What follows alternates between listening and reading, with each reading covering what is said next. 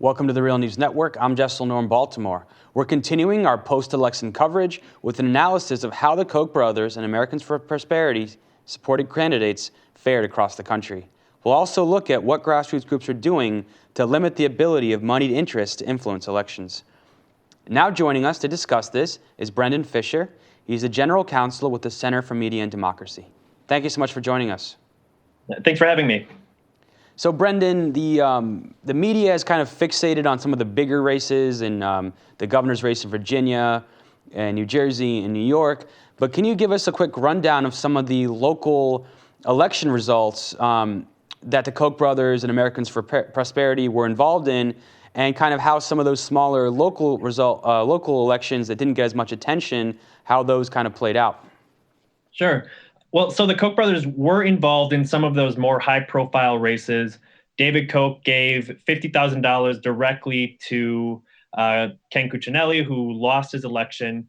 David Koch also gave $200,000 to a super PAC supporting Loda in New York.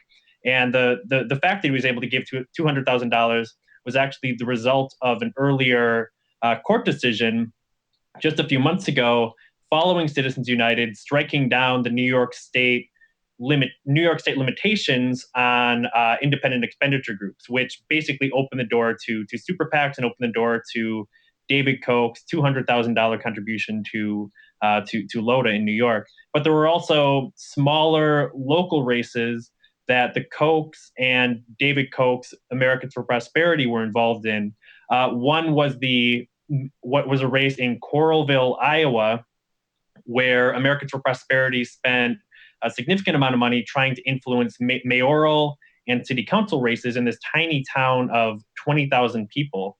And this actually backfired.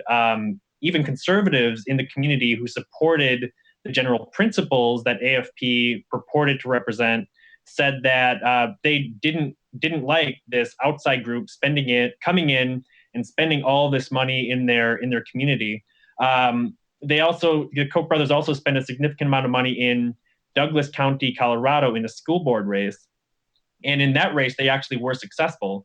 They spent an astounding $350,000 to help elect 4 candidates to the school board.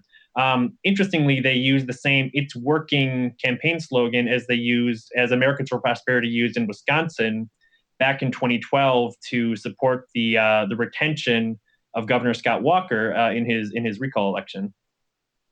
And in some news out of California, some Koch brothers groups, related groups, were recently found to have violated California's campaign finance disclosure laws, and they'll pay a record fine. Can you tell us what happened? Sure. So this was a major enforcement action by California's elections board. Basically, the board brought an action against what they called the Koch brothers network for shuffling $15 million between multiple entities in order to influence 2 2012 ballot measures, all while keeping the donors secret. So this Arizona nonprofit called Americans for Responsible Leadership gave a significant amount of money to another nonprofit, which in turn spent money influencing these ballot initiatives. One to limit taxes, and the other to clamp down on union rights.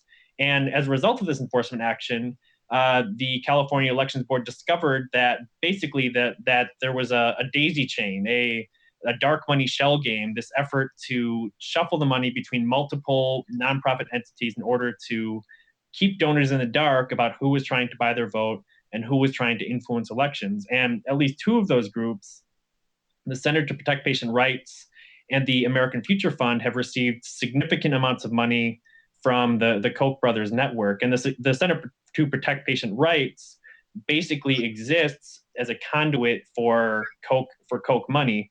As a result of this enforcement action, the Center to Protect Patient Rights was fined $1 million, and another nonprofit group was required to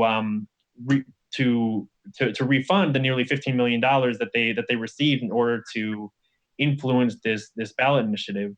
And you're seeing similar things happening around the country.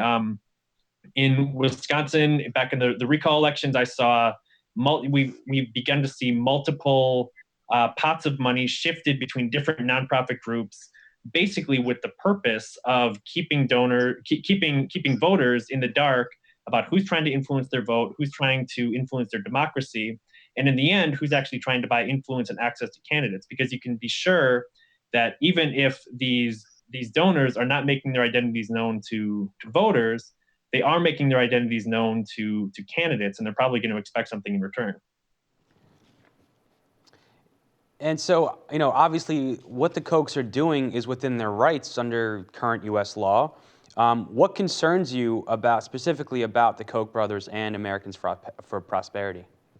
Sure. Well, I mean, you've seen this drastic shift, this drastic tilt in the political playing field towards the 1%, or more accurately, the 0.001%, after the Citizens United decision and related campaign finance rulings by the Supreme Court and others.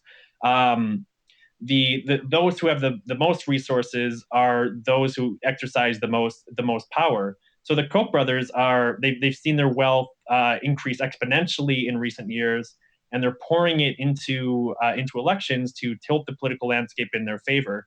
And that's hugely problematic. I mean, our democracy is premised on the notion of one person, one vote, and if you have a small segment of the population that's able to completely shift the political landscape and set the terms of the debate, and decide what policies are important, which policies are being discussed, which policies are being talked about, that's a major problem. And they're doing it both with independent expenditures through groups like Americans for Prosperity, but also through direct campaign contributions. And I think if you speak to any elected official, they'll tell you that they have to spend a significant amount of their time on the phone with donors, going to fundraisers, and what they end up doing is spending more time with people who can give them money rather than spending time with the people who they actually represent.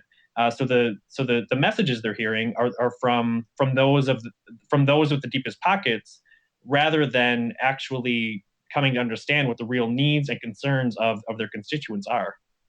And there's also a growing backlash against Citizens United. There's some 14 states where some resolutions have been passed for a constitutional amendment against Citizens United, and some of these initiatives have been bipartisan. Can you talk a little bit about this?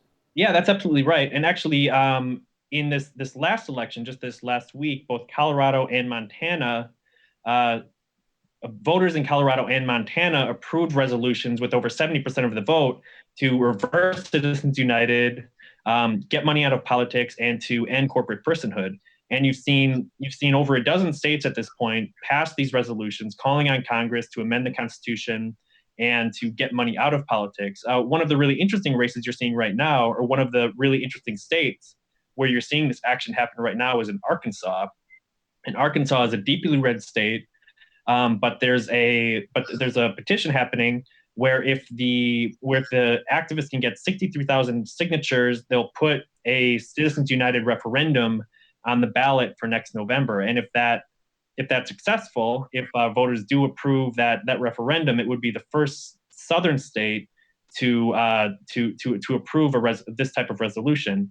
And I think all of this together, both the fact that Arkansas seems to be moving towards a resolution, and that states like Montana, which are pretty red, which voted for Mitt Romney in the last presidential election, the fact that a state like Montana can approve a resolution with 70% of the vote, a resolution to get money out of politics with over 70% of the vote, really shows that this is a genuinely bipartisan issue, that the majority of Americans want their voices to be heard in a democracy, and they don't want the Citizens United ruling to continue to allow wealthy donors to reshape American politics according to their mold.